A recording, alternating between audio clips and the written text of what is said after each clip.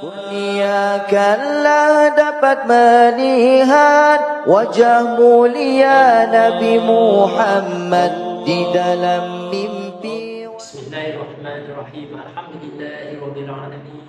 Wassalatu wassalamu ala asyrafil mursalin wa ala alihi washabihi ajmain. Alhamdulillah, syukurillah.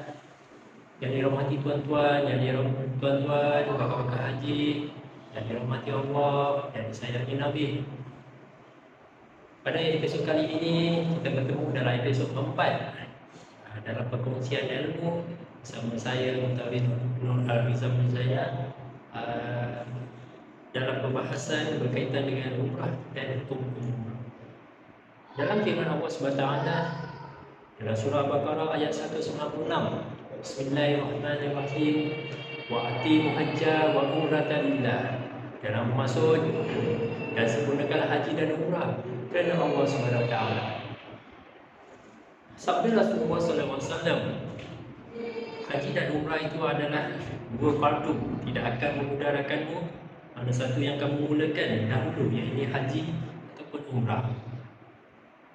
Dalam konteks sabda Rasulullah SAW ini, bahawa umat manusia, umat Nabi Muhammad SAW boleh memilih antara fardu haji ataupun umrah yang terlebih dahulu, yang mana ikut pada kemampuan. Kalau ikutkan pada atuk-atuk nenek kita dahulu, ada yang kata tak boleh buat umrah, kena pergi haji dahulu, baru boleh mengerjakan umrah. Ada yang kata begitu, tapi sebenarnya tidak. Di mana sabda yang tadi saya katakan, yang tadi telah saya bacakan, sabda Rasulullah SAW, yang mana dikatakan boleh pergi mulakan dahulu yang mana-mana, sama ada haji ataupun umrah. Bergantung pada kemampuan tuan-tuan masing-masing. Terlebih dahulu pada episod keempat, kita akan membacakan perbahasan berkaitan dengan hukum umrah. Mengenai yang tadi saya bacakan, dua dalil yang dibacakan tadi menunjukkan haji dan umrah itu adalah wajib, yang dikerjakan bagi yang berkuasa. Bermakna dimaksud di sini yang mana berkemampuan, memiliki kewangan yang kukuh, bolehlah pergi sama ada umrah dahulu ataupun boleh mengerjakan haji dahulu. Tapi di Malaysia, kita nak mengerjakan haji, kita mendaftar dengan lembaga tabung haji, bergantung mengikut queue. Kadang sampai 20 tahun, 30 tahun. Maka bolehlah kita pergilah umrah dahulu jika kemampuan. Okey, yang kedua, apabila Nabi menerima perintah menunaikan haji, waktu bila Nabi Muhammad SAW menerima perintah haji dan umrah, maka Rasulullah memulakan dengan menunaikan umrah terlebih dahulu pada Nabi Hijrah yang telah saya kupaskan pada episod yang ketiga, yang mana di Nabi SAW diwahyukan oleh Allah pada 6 Hijrah. Jadi Nabi SAW pun bersama para sahabat pada 7 Hijrah bergerak mengerjakan umrah ke Mekah Al-Mukarramah. Haji dan umrah wajib dikerjakan sekali seumur hidup, tapi bagi yang mampu, dan sunat diulang-ulang. Sunat diulang-ulangkan haji dan umrah ini macam mana yang kemampuan kita lah. Dan masa saya katakan tadi, mana yang kemampuan bolehlah berulang-ulang kali disunatkan. Maka yang tidak mampu bolehlah mengerjakan umrah satu kali, dan haji pun jika kemampuan dah dipanggil bagi tabung haji pun boleh kita mengerjakan, insya-Allah. Umrah boleh dinazarkan, iaitu mewajibkan diri melakukan umrah nazar. Apabila menjadi nazar, umrah ini menjadi wajib. Tuan-tuan dirahmati Allah, bila nazar, apabila kita telah bernazar ni, maknanya kita telah berniat. Maknanya kita katalah 2 tahun lagi kita akan pergi ke umrah.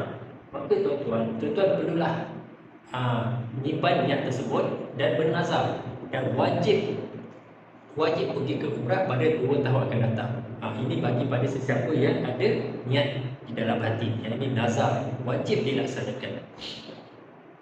Dan umrah qada, yang ini ganti, wajib dilakukan bagi mereka yang melakukan umrah sebelum itu.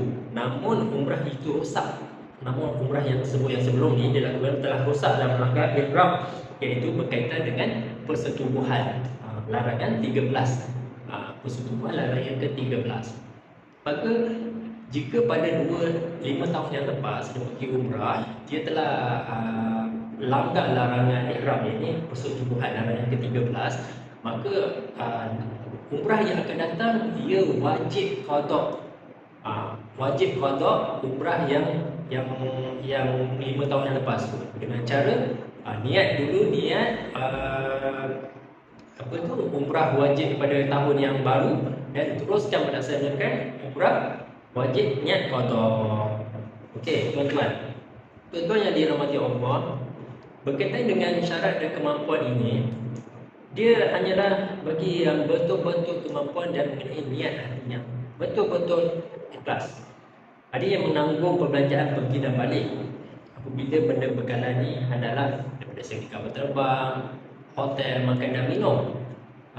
Ini semua adalah perbelanjaan yang bagi, ialah macam sekarang hotel harga agak tinggi. Jadi di pihak-pihak travel pun kadang-kadang ada yang membayar peranan harga yang 8,000, ada yang ke-10,000, mengikut pada pakej dan penginapan yang berbeza-beza. Ada yang dekat dengan masjid dan jauh sikit dengan masjid.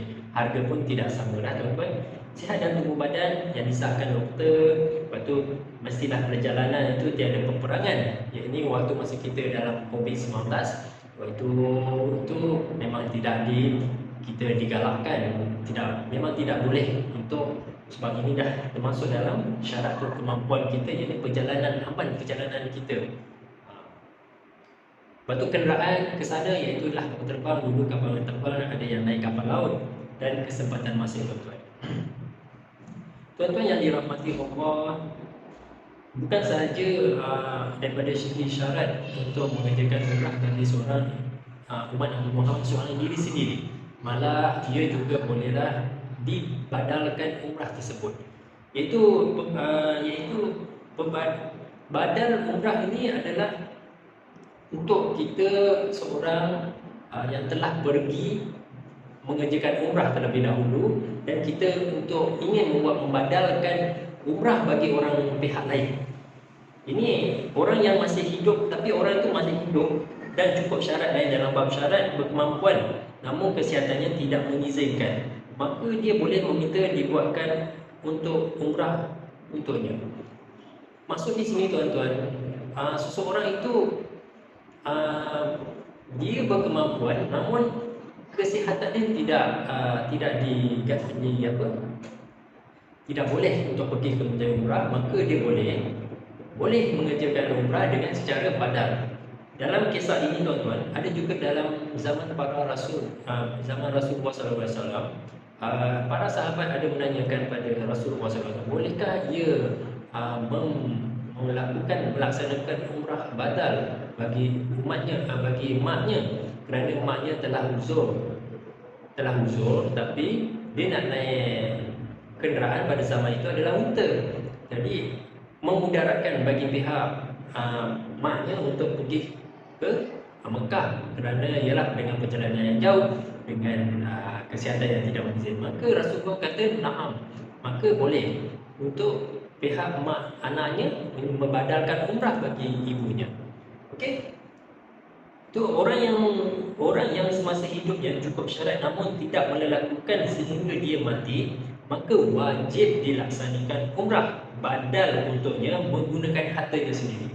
Tuan-tuan yang dirahmati Allah, bagi seorang ibu bapa dan anak, bagi mak waktu ibu bapanya hidup, namun dia telah melaksanakan, anaknya telah melaksanakan umrah terlebih dahulu, tapi bapanya tidak, tapi bapanya dengan umur pun tidak panjang telah meninggal dunia, maka anaknya itu pun ataupun mana-mana pihak jazi atau yang boleh kita mempercayai bolehlah membadalkan umrah untuk si mati, tapi dengan menggunakan hartanya, iaitu kewangan si mati tersebut.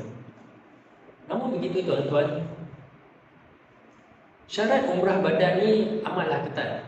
Bukanlah semua orang boleh membadalkan umrah, kan? Sebab pertama, untuk syarat yang untuk mengerjakan umrah badal ni, mestilah yang pembuat badal umrah itu mestilah layak, iaitu sudah membuat umrah wajib untuk dirinya sendiri. Jika belum, tidak layak, tuan-tuan. Maka kalau tuan-tuan hendak membadalkan umrah ataupun haji bagi pihak waris yang telah meninggal dunia, mestilah cari yang betul-betul layak boleh membadalkan umrah, haji ataupun umrah tersebut. Keduanya hendaklah bermikat di asal orang yang hendak dibuatkan badal umrahnya.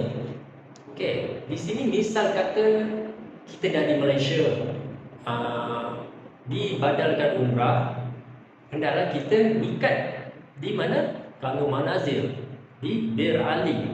Ini antara yang daripada Asia, daripada kita Malaysia, itu adalah niat mikat kita.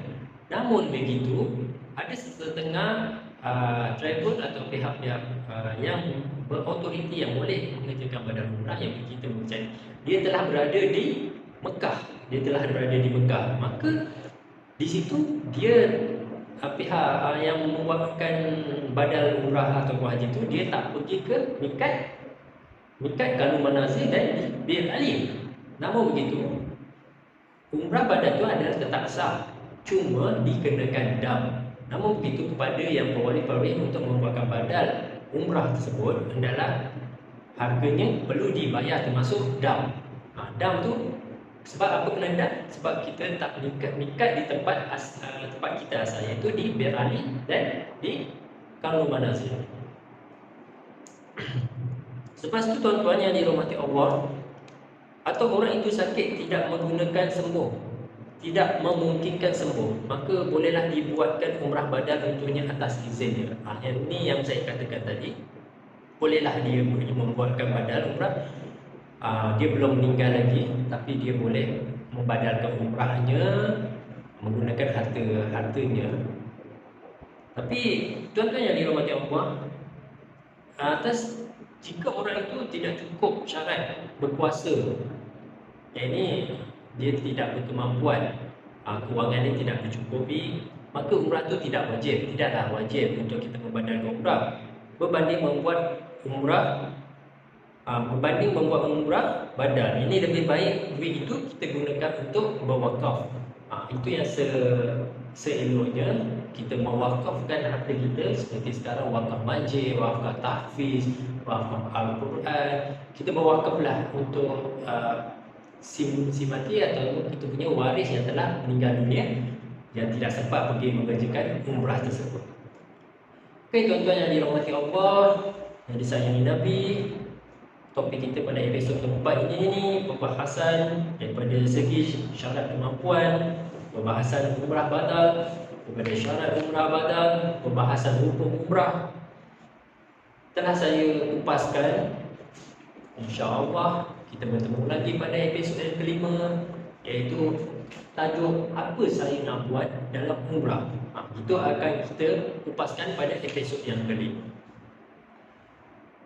Labbaik Allahumma labbaik, labbaik la syarika laka labbaik. Assalamualaikum warahmatullahi wabarakatuh.